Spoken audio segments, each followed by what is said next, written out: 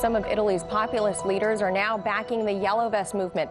Today, Italy's interior minister and his coalition partner are throwing their support behind the movement and calling out President Macron of being against his own people. Meantime, clashes erupted in the French capital between protesters and police as women's Yellow Vest demonstration took shape this weekend. Now in its 8th consecutive week, the movement on Sunday was largely peaceful until later in the afternoon when scuffles broke out between protesters and police. It seems one police union is now demanding a file to list violent protesters. Charlotte Dubinsky with more on this developing story.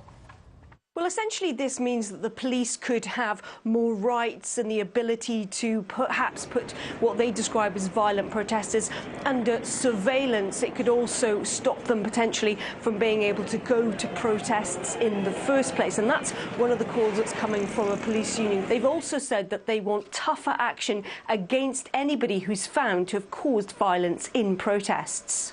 We hear statements saying that we need to be tougher. It's been 2 years since we demanded more firmness against those who assault the police. Since the beginning of the Yellow Vest movement, how many of those arrested for assaulting law enforcement officers have gone to prison? Well, that call comes after yet another weekend of violence here in Paris as protests took place across France for the Yellow Vest movement. Around 50,000 people were said to have been involved across France, and we saw violence from both sides of the crowd. This wasn't just the protesters, this was also from the police, including some pretty shocking footage that's emerged of a decorated police commander punching several protesters. Putain, mais il le tabasse! Oh, mais il le tabasse, quoi! Ah, il est... Oh!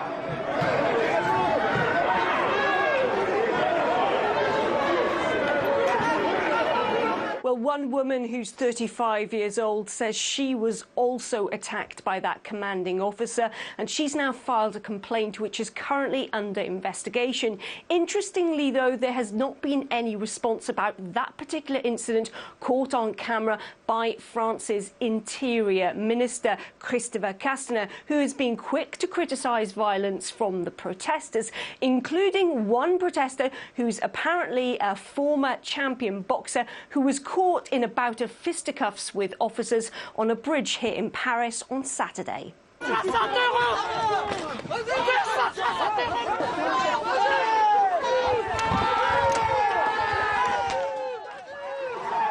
Well, the Interior Minister took to social media to describe that attack by this alleged former boxer as being a cowardly attack. Now, he's also come under attack for something else that's happened. This is something published on social media that appeared to be an official decree from the Ministry of the Interior, suggesting that the police would have the right to round up any legal arms that were owned by the protesters. So this is things such as perhaps hunting guns if they have a license, knives or even batons. Now he's been quick to point out that that indeed is not true, and he called it fake news.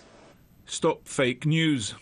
Another original idea from those who dream of insurrection and who don't hesitate to spread false documents. Information is the best remedy for fake news, to use without moderation. Some people may have been hoping that the Yellow Vest movement would have died down and sort of pretty much left 2019 alone.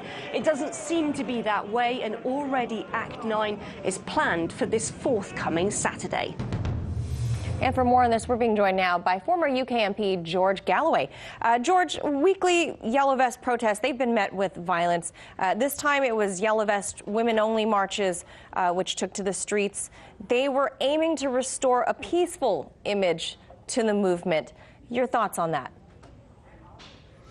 Well, of course, protests in France historically have been of an order that is not seen, for example, in Britain very often, or perhaps in the United States for quite a long time.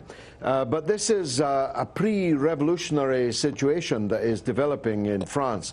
It's not the 9th month of pregnancy, but it isn't the first either. Somewhere in the second trimester now, I'd say.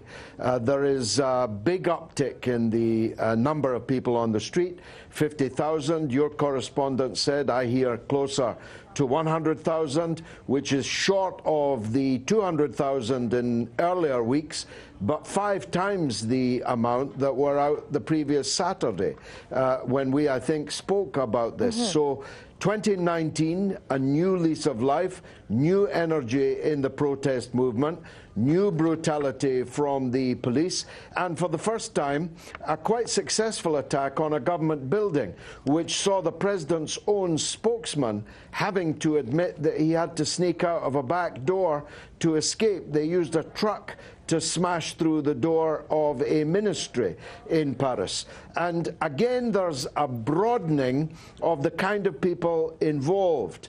There were many immigrants, many people of minority ethnic backgrounds, and many leftist trade unionists now joining this on a routine basis. So plenty for President Macron to worry about, when he's not worrying about how government should be run in Italy or in Syria or everywhere else in the world he's tried to govern over the last 2 years. Now, speaking of that, speaking of Italy specifically, Deputy Prime Minister Matteo Salvini, he openly expressed support for the Yellow Vests, even going as far as to call Emmanuel Macron a president against his own people. This seems highly undiplomatic, George. Why the public condemnation? What does this serve? Well, in a way, the Yellow Vests are in power in Italy, a populist movement, neither left nor right, or more accurately, both right and left, in power in Rome.